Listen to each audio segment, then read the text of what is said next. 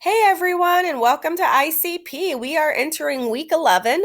Um, the announcement up here says week 10, but that's just because I have to update it after I do this video. And I hope that you guys are doing okay emotionally and physically and mentally.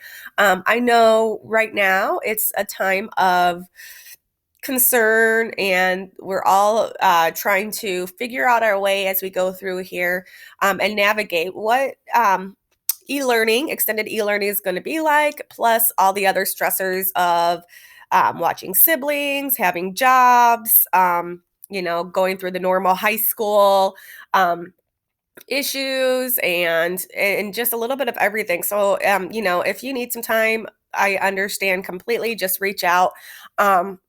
As it is for this particular class, because it is a move up class, it is pretty much set up to run remotely online.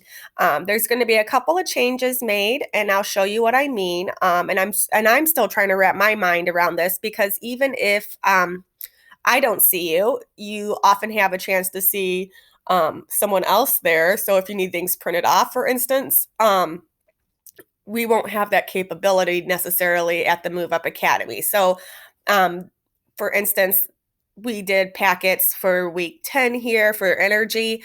They were quite lengthy packets. I don't want you guys to have to use your ink cartridges. So, I'm going to try to figure out in this next unit here coming up, which happens to be heat, how we can reduce the need to do any kind of paper assignments. But anyways, let's go through here and kind of just touch base and see where we're at right now. Last week, I did put this up. It came across it came to my attention that we didn't. I don't know if we had. The gravitational constant in the reading.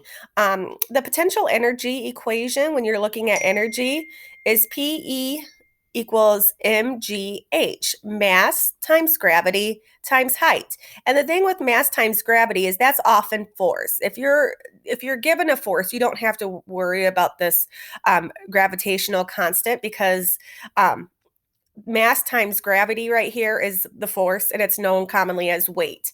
However, if you're not given force and instead you're given height and mass and you have to determine the potential energy, you need to include this gravitational constant, which is 9.8 meters per second squared. It's the acceleration due to gravity. You will want to commit that to memory. At this point, you guys should be in the energy unit and finishing up the energy unit. And some of you look like you're pretty much done. I will show you that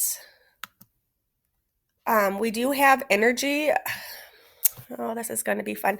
We do have an energy lab that I am just going to take out for now. I think it was in 3.2. If you've done it, I'll offer it to you as extra credit. And if you haven't done it and you make it to a store, a Dollar Tree, for instance, I'm not even sure if they're open, and you get a glow stick, you can still use it. All you needed for this energy lab was one glow stick to complete it. So if you want to do that for extra credit, please feel free to do so. If you've already done it, I'll give you the extra credit on that. But that's another change that's going to be happening is I'm not going to be able to provide materials. Sorry about that, you guys. But I wanted to show you the document right here.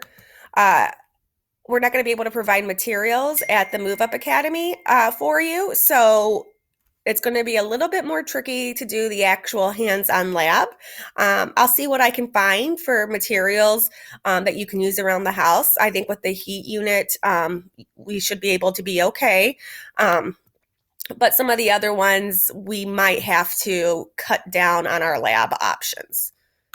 So at this point, you should be in the assessment feature anyway. So hopefully you have already completed that extra credit lab and you're ready to do the assessment. The assessment has a quiz And then the assessment for part 2 here is thinking of toys and amusement park rides that involve an energy transformation and converting from one energy source to another energy source. And you're going to describe the change. Um, like, does it go from mechanical energy to electrical energy?